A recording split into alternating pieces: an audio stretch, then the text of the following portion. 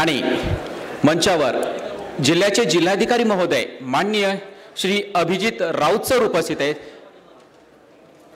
त्यांचं मनोगत या ठिकाणी व्यक्त करावं असं मी त्यांना सन्मानपूर्वक विनंती करतो। माननीय जिल्हाधिकारी श्री अभिजित राऊत सर।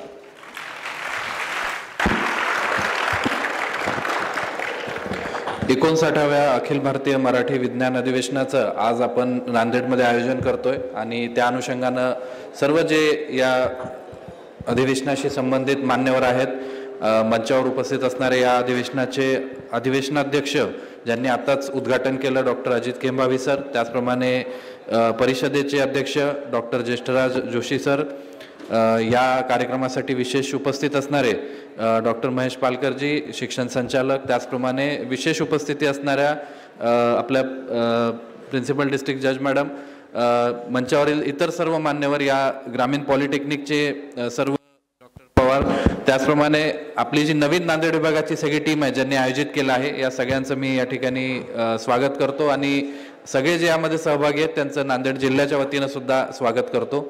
59वं अधिवेशन म्हणजे आता जोशी सरांनी सांगितलं की जेवढ्या वर्ष आपल्या परिषदेला झालेत तेवढ्याच अधिवेशन सुद्धा झालेले आहेत। खरं तर 60 वर्ष हा फार एक मोठा टप्पा असतो। आपल्याकडे 12 वर्षांच्या कालावधीला एक तप असं म्हटलं जातं आणि ते फक्त म्हणजे काळ मोजण्याचं एक परिमाण नाही आहे, तर एक ते हे पण दाखवते की एखादी गोष्ट जर सातत्यानं 12 वर्ष होत असेल तर त्याच्या मागे निश्चितपणे काहीतरी मोठी तपश्चर्या असते आणि कदाचित म्हणूनच त्याला तप असं म्हटलं जातं। असे 5 तप आता अधिवेशन करत आहेत आणि एक महाराष्ट्रातल्या सामान्य विद्यार्थ्यापर्यंत किंवा तळागाळापर्यंत विज्ञान काय आहे हे सोप्या भाषेत घेऊन जाण्यासाठी मला वाटतं की मराठी विज्ञान अधिवेशन हे अतिशय एक मौल्यवान असं साधन ठरलेलं आहे। आणि जसं प्रास्ताविकेत सुद्धा सांगितलं की आता राज्याबाहेर सुद्धा आपण 5 अधिवेशनं घेतलीत। आपल्या नांदेड सारख्या शहरामध्ये आज अधिवेशन होत आहे, अनेक लहान शहरांमध्ये सुद्धा तालुका प्लेसेसला सुद्धा अधिवेशन झालेले आहेत। याचा अर्थ हाच आहे की आपल्याला हे चळवळ जी आहे ती अधिकाधिक क्षेत्रीय पातळीवर न्यायची आहे। आज विज्ञान म्हटलं किंवा रिसर्च म्हटलं की फक्त आपल्याला मुंबई, पुणे किंवा काही ठराविक 3-4 शहरं दिसतात, परंतु तिथं विज्ञानात जेवढा रस असणारी लोक आहेत किंबहुना त्याच्यापेक्षा जास्त ही ग्रामीण भागामध्ये, आणि त्यासाठी हे अधिवेशन असं आपल्या नांदेड सारख्या ठिकाणी किंवा इतर ग्रामीण ठिकाणी नियमितपणे होणं आवश्यक आहे।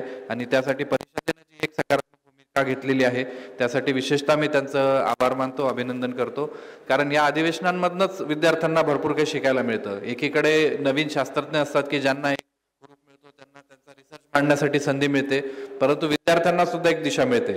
आता आपले समोर जे सगळे ग्रामीण पॉलिटेक्निकचे तुम्ही विद्यार्थी बसलेले आहात, बऱ्याच जणांना असं वाटत असेल की हा एक ठीक आहे एक एक्स्ट्रा करिक्युलर इव्हेंट म्हणून आपण बघूया, परंतु तुम्ही जेव्हा उद्या पास आउट होऊन एखाद्या इंडस्ट्रीमध्ये जाल, एखाद्या रिसर्च अकॅडमीमध्ये जाल किंवा एखाद्या दुसऱ्या क्षेत्रात जाल, त्यावेळेस तुम्हाला हे महत्त्व कळेल की अशा प्रकारचे अधिवेशनं किती महत्त्वाचे असतात। मी स्वतः कॉलेजमध्ये असताना एक आमचे प्रोफेसर होते, त्यांनी आम्हाला ती सवय लावली होती की कधीच कुठलं अशा प्रकारचं अधिवेशन सोडायचं नाही। म्हणजे पहिले तर अशा अधिवेशनात जायचं म्हटलं की ते रेग्युलर क्लासेस पासून सुट्टी मिळते, काहीतरी नवीन बघायला मिळते म्हणून तो उत्साह असायचा, परंतु नंतर लक्षात आलं की या अधिवेशनातनं आपल्याला खूप काही शिकायला मिळते। आणि त्या अनुषंगानं मग त्यावेळेस जी इंडियन सायन्स काँग्रेस झाली होती चिदंबरम तामिळनाडू इथं, तिथं सहभागी होण्याची संधी मिळाली। त्यावेळेस डॉक्टर APJ अब्दुल कलाम यांना पहिल्यांदा ऐकण्याची बघण्याची संधी मिळाली। त्यावेळेस अर्थात ते राष्ट्रपती त्यावेळेस नव्हते, त्याच्यानंतर झालेत, परंतु असा मोठा योग अशा परिषदेच्या दृष्टीनं घडून आला आणि मग तिथून कुठेतरी आपणही विज्ञानाच्या क्षेत्रात शिक्षण घ्यावं अशी एक इच्छा माझ्या सुद्धा मनात जागृत झाली। त्याचप्रमाणे आपणही सध्या आता सगळे विज्ञानाचे विद्यार्थी आहोत, परंतु खऱ्या अर्थानं विज्ञान जे आहे ते आपण समजून घेतलं पाहिजे। फक्त जॉब ऑपॉर्च्युनिटी म्हणून किंवा एक सामाजिक प्रेशर म्हणून आपण विज्ञानाचे विद्यार्थी न होता खऱ्या अर्थानं विज्ञानाची कास धरणं आवश्यक आहे। आणि त्यासाठी खूप मोठी भूमिका आपल्या शैक्षणिक संस्थांना सुद्धा बजावायची आहे। आज जर आपण बघितलं तर अनेक विद्यार्थ्यांना रिसर्च पेपर ही कन्सेप्ट आज पाहिजे त्या पद्धतीने माहीत नाही। जे नंतर MPhil किंवा PhD साठी जातात किंवा प्रोजेक्ट डिझर्टेशन करतात, त्यांना कुठेतरी मग शेवटी ओळख होते की रिसर्च पेपर्स काय असतात, जर्नल्स काय असतात, त्यांचा वापर कसा करायचा।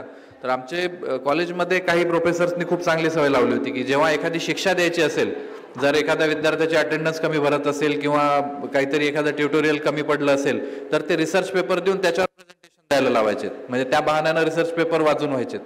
आणि सोबतच एखाद्या चांगला रिसर्च पेपर आपण जेव्हा वाचतो आणि त्याचं प्रेझेंटेशन करतो तेव्हा मग आपल्यालाही कळतं की भविष्यात आपल्याला लिहायचं असेल तर रिसर्च पेपर कसा लिहायचा आहे. तर त्या अनुषंगानं अशा प्रकारच्या सवयी जर आपल्या अकॅडमियानं लावल्या आणि रिसर्च पेपर सोबत विद्यार्थ्यांची ओळख करून दिली तर खऱ्या अर्थानं रिसर्च कसा होतो हे आपल्या विद्यार्थ्यांना कळेल. आज रिसर्चचा अर्थ आपण फार फॅन्सी शब्दांमध्ये घेतो, असं वाटतं की काहीतरी आपण एखादी चुटकी वाजवली आणि काहीतरी मोठा बदल झाला, परंतु तसं नसतं. त्याच्या मागे असणारी मेहनत, त्याच्या मागे असणारी जी एक शास्त्रशुद्ध पद्धत असते, सायंटिफिक मेथड, ती तेवढीच महत्त्वाची असते आणि त्यासाठी आपल्याला या गोष्टींचं एक वाचन करणं आवश्यक आहे. आपल्या अधिवेशनात सुद्धा अनेक आपण नवीन नवीन प्रयोग मांडत असतो, अनेक वेगवेगळ्या प्रकारच्या संकल्पना समोर येतात आणि विद्यार्थ्यांना विशेषतः त्याचा खूप फायदा होतो. तर हे मला वाटतं की नांदेडसाठी एक फार भाग्यशाली गोष्ट आहे की आज नांदेडमध्ये आपण हे आयोजित केलंय आणि त्यासाठी ज्या सगळ्या लोकांनी मदत केली, ग्रामीण पॉलिटेक्निक असेल, शारदा कन्स्ट्रक्शन, आता आपण त्यांचं मनोगत ऐकलं की त्यांनी सुद्धा आपल्याला मोठ्या प्रमाणावर या कार्यक्रमासाठी मदत केलेली आहे. आणि अर्थात आपली नवीन नांदेड विभागाची परिषदेची टीम जी की नेहमी ऍक्टिव्ह असते. गेल्या वर्षी सुद्धा याच ठिकाणी आपण एक विज्ञान अधिवेशन घेतलं होतं. तर या सगळ्या माध्यमातून नांदेड जिल्ह्यात सुद्धा आपल्या विद्यार्थ्यांना विज्ञान काय आहे, तंत्रज्ञान काय आहे, विज्ञानातले शोध कसे लागतात आणि रिसर्च कसा करायचा, संशोधन कसं करायचं याविषयीची पुरेपूर माहिती मिळेल, त्यांना प्रेरणा मिळेल अशीच मी अपेक्षा व्यक्त करतो आणि थांबतो.